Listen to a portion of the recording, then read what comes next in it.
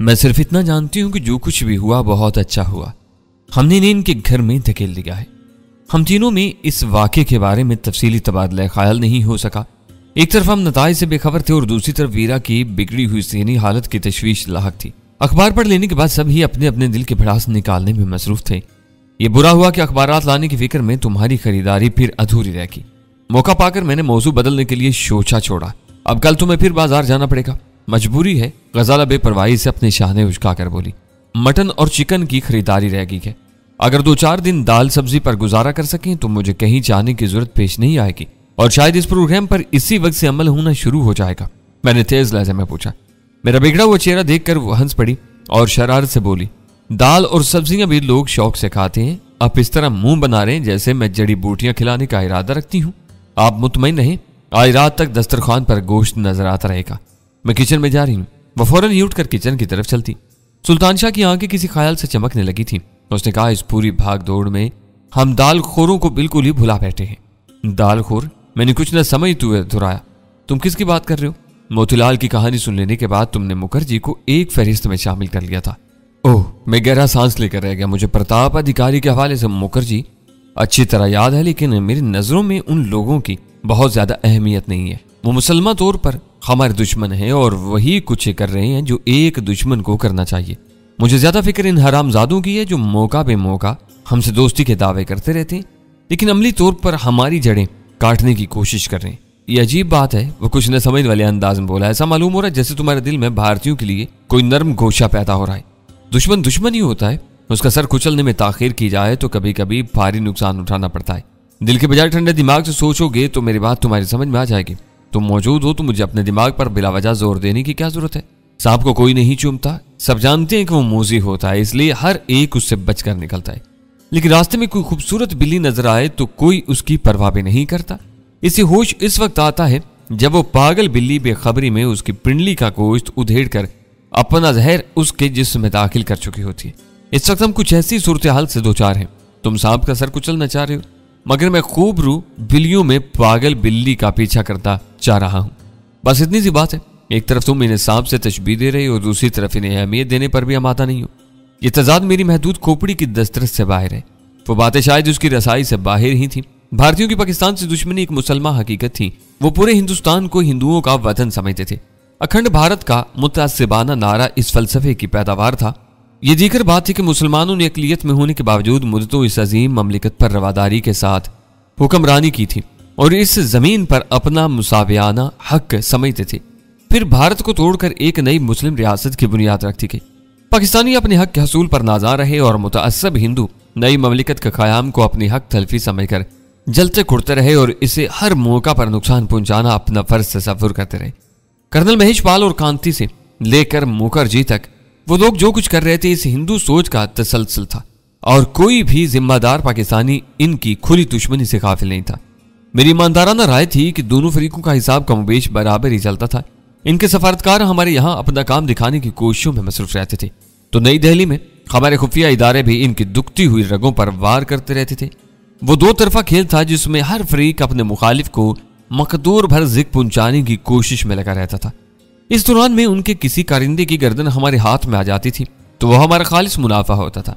वो सूरत हाल बहुत अफसोसनाक थी, लेकिन इसके खात्मे के लिए वक्त दरकार था और कौमों की तारीखों में वक्त महीनों और सालों में नहीं सदियों में गिना जाता है। वो मैदान में उतरे दो शहजोर पहलवानों की कुश्ती थी जो लड़ते लड़ते एक दूसरे की चालाकियों और कमजोरियों से बड़ी हद तक वाकिफ हो चुके थे। अमेरिका बहादुर इस कुश्ती का रेफरी बना हुआ था और मौका महल देखकर बरसे बेकार पहलवानों को अपनी हमदर्दियों का यकीन दिलाकर मुकाबले को तूल देने की कोशिश करता रहता था, क्योंकि इस माहौल में उसके असलहा खाने के अजकार रफ्ता हथियार मुमांगे दामों पर खुशामद करके खरीदे जा रहे थे। लेकिन मैंने अंदाजा लगा लिया था कि इन दिनों रेफरी के तेवर बदले हुए थे। वो खुली जानबदारी पर मायल नजर आ रहा था और अपने महबूब पहलवान को ताक ताक कर ऐसे दाव और निशाने बता रहा था जिसके सारे मातूब पहलवान जल्द अज जल्द जेर हो सके। वो लड़ने वालों की नहीं, रेफरी की बदनीयती थी और वक्त का तकाजा था कि रेफरी को फौरी तौर पर बयक बीनियों दो गोश रंग से बाहर फेंक दिया जाए ताकि तारीख के मैदान में दोनों पहलवानों की फनकाराना लड़ाई जल्द अज जल्द अपने फितरी अंजाम को पहुंच सके। इस लड़ाई में पहलवान को पहलवान से कम मगर रेफरी से ज्यादा खतरा था। मैंने वो सारी बातें सुल्तान शाह की खोपड़ी में उंडेलने की कोशिश नहीं की। उसकी ये गलतफहमी दूर कर दी कि हालात के हवाले से मेरी सोच में कोई बड़ी तब्दीली आ रही थी। खाने के वक्त वीरा कमरे से बाहर आई तो खासी बेहतर नजर आ रही थी। उसके चेहरे के वर्म में कमी आ चुकी थी, बाल संवरे हुए थे, बदन पर गजाला का साफ सुथरा और बावकार लिबास नजर आ रहा था, लेकिन उसकी आंखों में वही सख्ती और सर्द महरी जमी हुई थी जो मैं पिछले दिन से देख रहा था।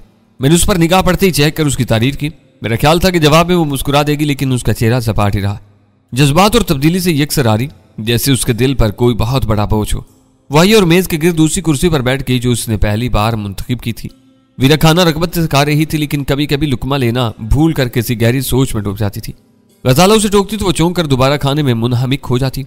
खाने के दौरान में कई बार ऐसा हुआ, हम तीनों ने इसे बोलने पर आमादा करने की कई बार कोशिश की, लेकिन वीरा की गुफ्तगू हूं हां से आगे नहीं बढ़ सकी।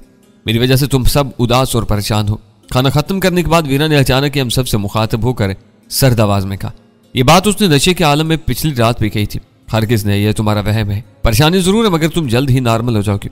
हमारे जवाबात पर उसके चेहरे से हल्की सी तमानियत छलकने लगी और उसने ठहरी हुई आवाज में कहा, बेजार हो जाओ तो मुझे बता देना, मैं खामोशी से कहीं दूर चली जाऊंगी। मैंने उसकी बात काट कर नरमी से कहा, तुम हमारे बारे में सोच कर अपने जहन को मत थकाओ, तुम भी हम में से हो। हम सब एक दूसरे के दस्ते बाजू हैं। किसी उंगली में फांस लग जाए तो वो जख्म रफ्ता रफ्ता खत्म हो ही जाता है, बाजू को काट कर नहीं फेंका जाता। हम उस मुबारक दिन का इंतजार करेंगे जब तुम हमारे साथ बैठकर पहले की तरह कह के लगा सको, तुम सब बहुत मेहरबान और नर्म खू हो। इस बार वीरा की आवाज से मामनूनियत छलक रही थी। वो मेज से उठ गई। मैंने उसे कहा, चाहो तो ताज़ा अखबार लेती जाओ, इसमें तुम्हारे मुजरमों की इबरतनाक अंजाम की खासी तफसीली कहानी मौजूद है। उसने मुझे कोई जवाब नहीं दिया, लेकिन तपाई पर से अंग्रेजी अखबार मुंतखब करके अपने साथ ले गई। एलन और रासल बेटा को इनके औकात याद दिलाने के बाद हमारे पास खाने, बातें करने या सोने के सिवा कोई चौथा काम बाकी नहीं रहा था। एक मरतबा फिर बातों का सिलसिला चल निकला, मगर मेरा ज़हन अव्वल खान में उलझा हुआ था। वो पिछली शाम को हमसे मिलने आया तो उसे एलन के मकान पर रुनमा होने वाले वाकयात के बारे में मुकम्मल मालूमात नहीं थी। मुझे तवक्का थी कि अखबार पढ़ने के बाद वो जरूर फोन करेगा, लेकिन आधे से ज्यादा दिन गुजरने के बावजूद उसने हमसे राब्ता नहीं किया था। मेरे पास उसके घर और दफ्तर के फोन नंबर मौजूद थे, मगर मैंने उसे फोन करना मुनासिब नहीं समझा।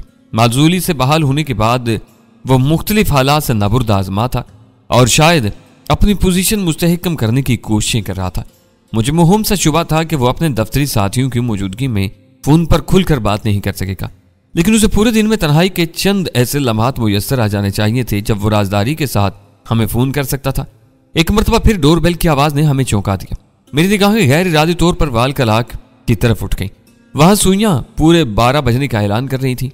मेरे ज़हन को झटका सा लगा, शायद मिसिस गनी वक्त की पाबंदी करते हुए हमारे दरवाजे पर आ मौजूद हुई थी। गजालन दरवाजा खोला और मेरे अंदाजे की तस्दीक होगी। मैंने सुल्तान शाह को फौरन ही उसके कमरे में भेज दिया। उसकी मौजूदगी से मिसिस गनी बेआराम हो सकती थी। वैसे भी मैंने उससे वो फ्लैट सिर्फ अपने और गजाला के इस्तेमाल के लिए लिया था। फ्लैट में ज्यादा अफराद की मुस्तकिल मौजूदगी पर वो मुतरज़ हो सकती थी। मिसिस गनी गजाला के साथ रस्मी बातें करती हुई ड्राइंग रूम में आई तो मैंने उठकर उसका इस्तकबाल किया और उसे एक सोफे पर बिठाने के बाद खुद भी बैठ गया। गजाला चाय वगैरह तैयार करने के बहाने वहां से टल गई। मिसिस गनी ने तकल्लुफ के तौर पर भी उसे रोकने की कोशिश नहीं की। इस वक्त मैंने जरा गौर से उसका जायजा लिया। पहली मुलाकात के मुकाबले में वो ज्यादा बनी समरी और दिलकश नजर आ रही थी, लेकिन उसके चेहरे पर घबराहट के आसार मौजूद थे।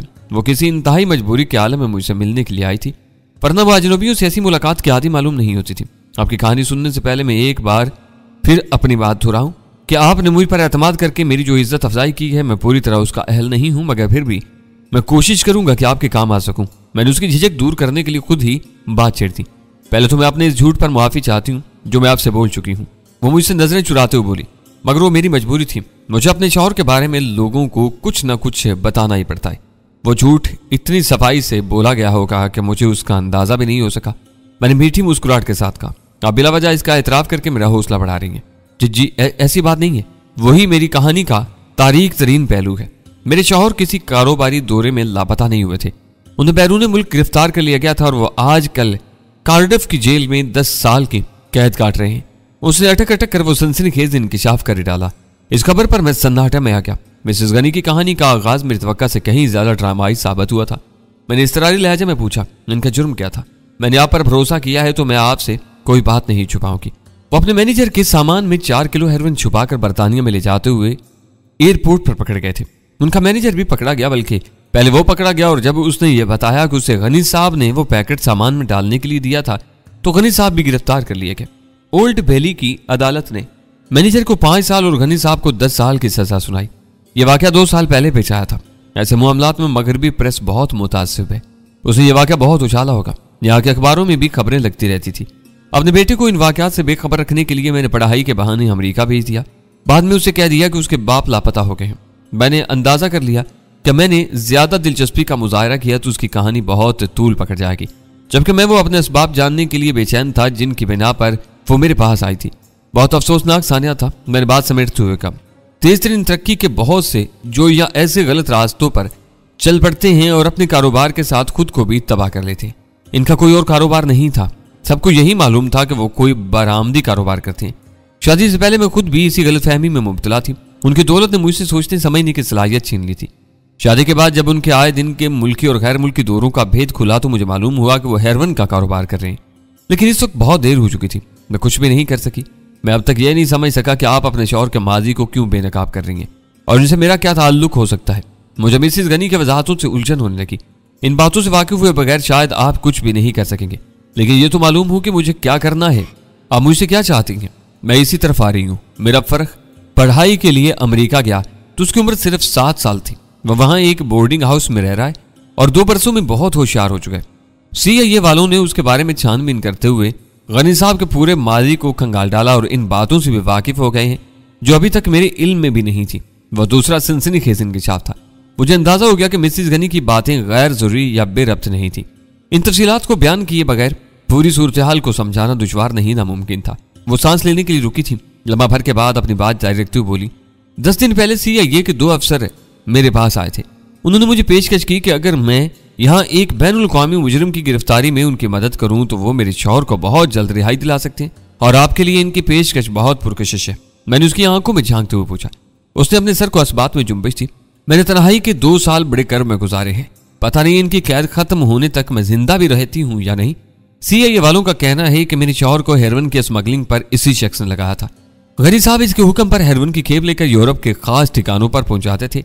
इस शख्स ने दुनिया भर के मुफ्त सियाहत और भारी मुआवजे के लालच में बहुत से नौजवानों को बर्बाद किया था। अब इस पर जवाल आया तो गनी साहब को एक आसान कारोबार का चस्का लगा चुका था। इन्होंने इस गंदे काम को अपना पेशा बना लिया और दयारे गैर में जेल की सलाखों के पीछे पहुंच गए। मिर्जेन के बंद दरीचों में कुछ हलचल सी होने लगी।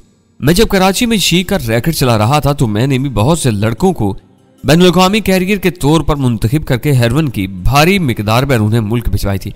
अगर CIA वाले उस शख्स की तलाश में कराची में भटक रहे थे तो वो मेरे लिए खतरे की नई घंटी थी।